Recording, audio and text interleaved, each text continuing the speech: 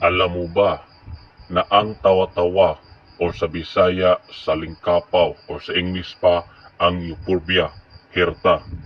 Ito ay nakakalason pala lalo na sa mga bata at maaaring magdulot ng pagduduwal, pagsusuka at pagtatai kung ang mga dahon ay kinakain ng hilaw.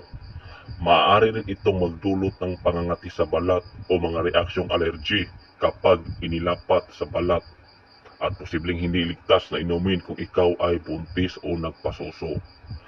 Ang euphorbia hirta o tawa-tawa ay karaniwang matatagpuan sa mga bukas na damuhan, tabing daan at mga daanan. Ginagamit ito sa tradisyonal na herbal na gamot sa maraming kultura upang gamutin ang iba't ibang kondisyon ng sakit. Kabilan ang hika, mga karamdaman sa balat, hypertension, lagnat, pagtatai at higit pa. Sa Pilipinas, madalas itong inumin sa anyo ng herbal na tsaa bilang katutubong gamot para sa dengue fever o malaria. Gayunpaman, mayroong limitadong siyentipikong ebidensya upang suportahan ang pagiging epektibo nito sa pamamahala ng mga sintomas ng hika.